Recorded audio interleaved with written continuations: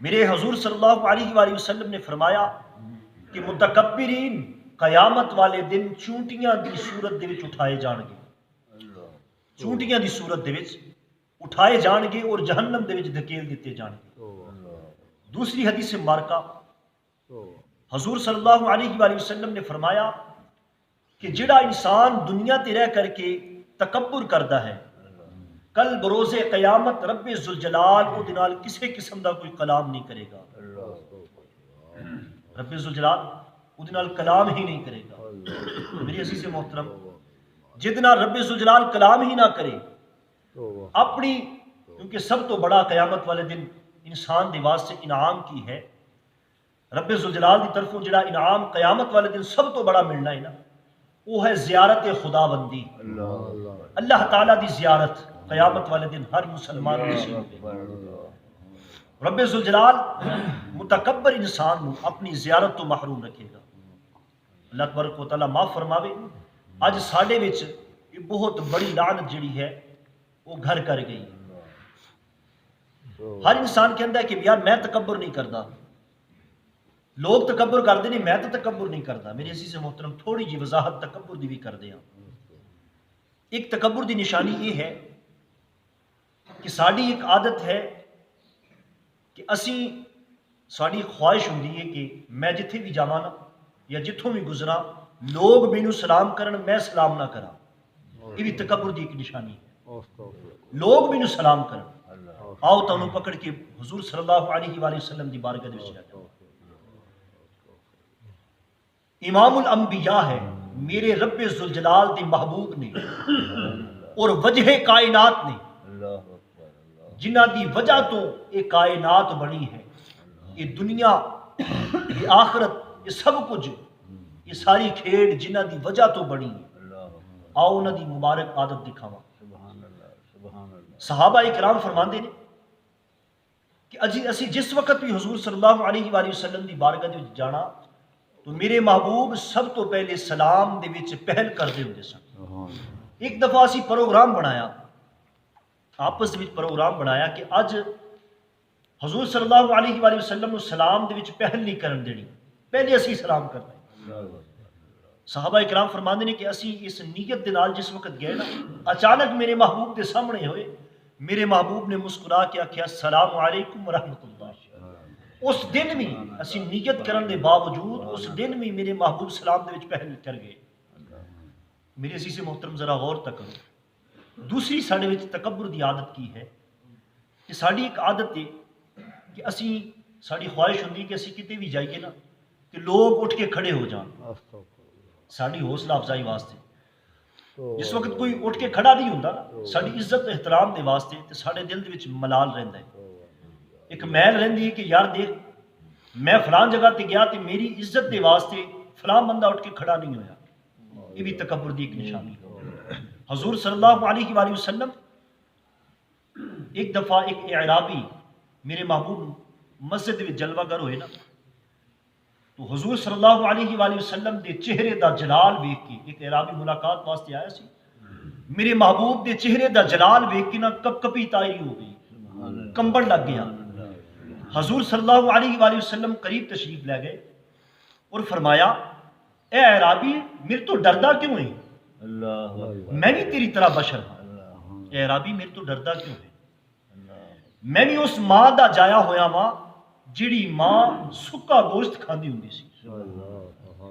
میرے عزیز محترم ذرا غور کرو، کیا ساڈے وچ یہ عادت موجود ہے؟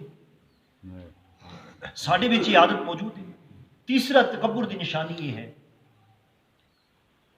کہ سانو کوئی غریب، ساڈا کوئی دوست، ساڈا کوئی نوکر ملازم جڑا ہے، وہ اگر دعوت دے نا کہ بابا جی آج تہاڈی ساڈے گھر دعوت ہے، میری بیٹی دی شادی ہے یا میری بہن دی شادی ہے، تو پھر ساڈے وچ کی ہوندا ہے کہ یار غریب ہے، انہیں کی کرنا ہے؟ اسی انہوں کی کہنے ہیں کہ یار میرے کو وقت نہیں ہے، میرے کو ٹائم نہیں، میں بڑا مصروف بندہ۔ لیکن کسی جگہ تے کوئی وزیر اعظم، کوئی نمبردار سانو دعوت دے دے تو اسی پھولیا نہیں سماندے، لوگوں دستے پھردے ہیں کہ یار فلاں نمبردار نے مینوں دعوت دیتی ہے، وہ پتر دی شادی ہے، وہ دھی دی شادی ہے، میں ولیمے تے جانا ہے یا میں دعوت تے جانا ہے۔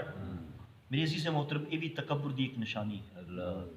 آؤ پنج تن پاک دے غلام اتنے سارے بیٹھے ہیں، سارے پنج تن پاک دا دعویٰ کر دیں کہ اسی محبت کر دیں، اس گھر دے نال ایک ایک فرد دے نال اسی محبت دا دعویٰ کر دیں۔ حسنین کریمین آقا امام حسن رضی اللہ تعالیٰ بچپن دا عالم ہے، فقیران دی ایک جماعت بیٹھی سکے روٹی دے ٹکڑے کھا رہے، امام حسن رضی اللہ تعالیٰ عنہ کولوں دی گزرے نا، انہوں نے دعوت دیتی۔